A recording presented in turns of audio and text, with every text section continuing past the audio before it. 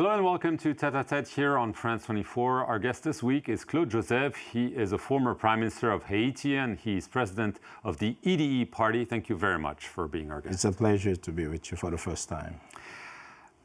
At the end of September, the UN Security Council gave its green light to transform the Haitian multinational police support mission that had been in place into a more robust anti-gang force.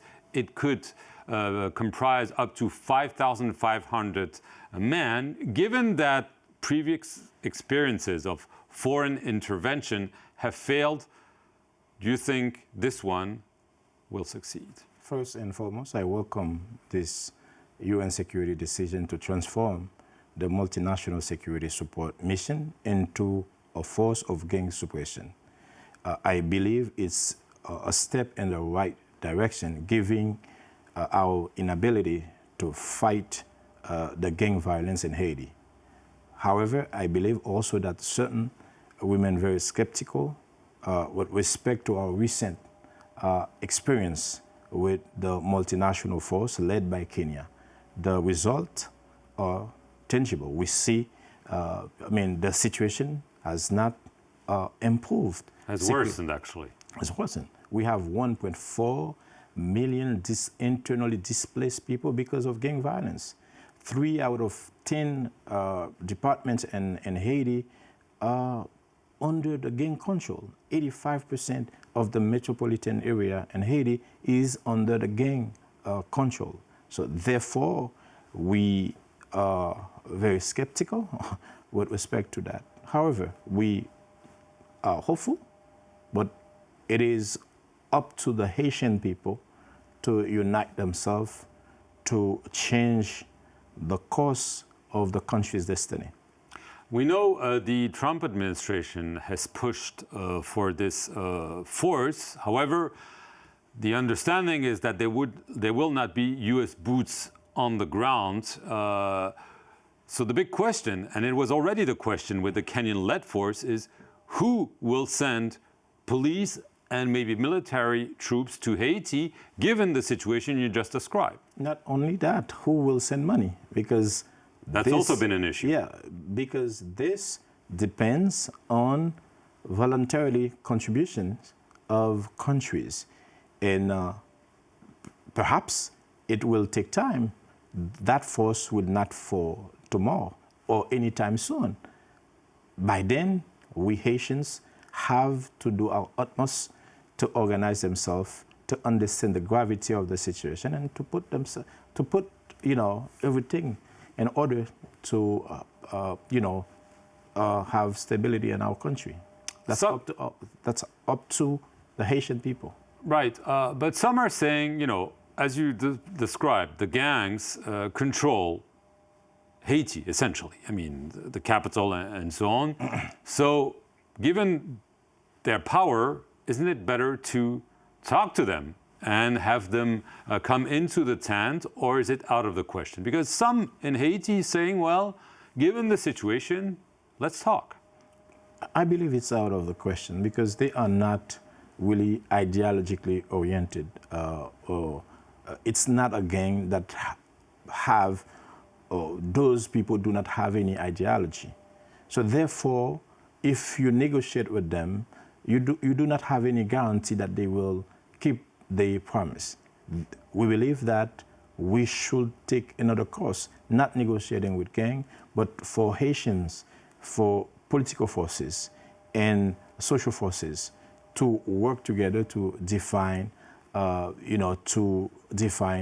destiny, not negotiating with gangs. The problem in Haiti, and there are many problems, is there is not only a security vacuum, there's also a political vacuum. There is supposed to be the end of the transition period on February 7th, 2026, just a couple of months away. There is a presidential transitional council made up of 9 people that has been trying to bring back security, organize a constitutional referendum, and elections. Given that we're just a month away, this is not going to happen. Yeah, I agree. It's not going to happen, meaning that the presidential councils has failed in its mission. No security, no constitutional referendum, and they will not be able to hold elections before February 7, 2026. Therefore, we have at least two main options. It's either we keep the status quo, which is a risky option. Status quo meaning they would prolong the mandate of the council, which is what they want, no? Which is perhaps what they want, but it's a very risky option. Haitian people do not want that option. The second option is for Haitian people, political and social forces to work together toward a new transitional formula, not one that can be perverted by personal ambitions, but they have to work together actually to change the course of our nation's destiny.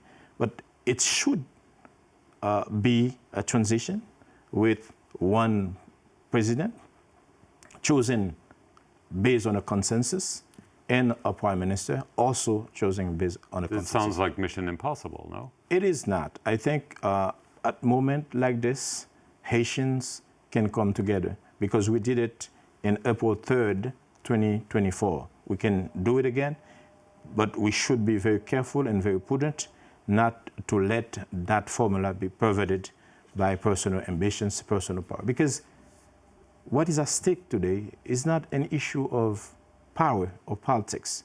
It's the very survival of the Haitian state. So without... It could collapse. It could collapse without consensus, without genuine agreement between political and social forces. February 7, 2026 could be not the end of the transition, but the beginning of a new descent into the unknown. So therefore, we need to work together to avoid this. On a more personal note, on October 13, an appeals court in Haiti overturned the indictment of 51 people in the murder of President Jovenel Moïse, including his widow, Martine Moïse, and yourself. You were prime minister at the time. A judge had indicted you, both of you in February 2024 for complicity in the murder and criminal conspiracy. What is your reaction to the appeals court verdict? First and foremost, the defeat of justice is always temporary. In my case, I truly believe it because I was indicted through a politically motivated order because I was the main opponent of the then government led by Ariel Henry. They have tried to silence me because my voice carries far, because my determination actually bothers them. But today I have to say this annulment or this reversal is not only a personal victory, it's a victory for the Haitian justice system, but it's also a victory for the Haitian people who still believe in President Jovenel Moïse's vision. You mentioned Ariel Henry, who became prime minister.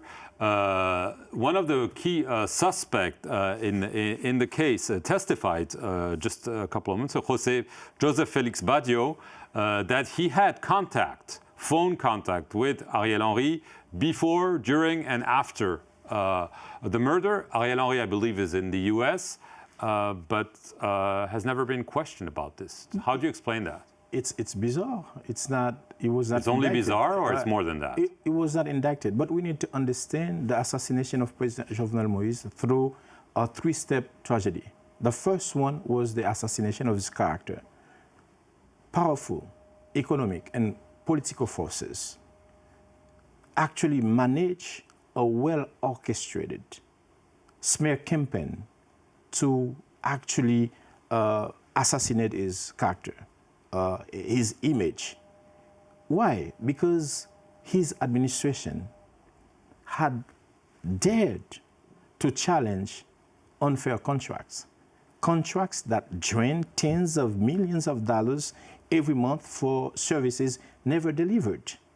So they decided to assassinate his character. The second act was his physically assassinated. They assassinated him physically on July 7, 2021. And the third is the assassination of his memory.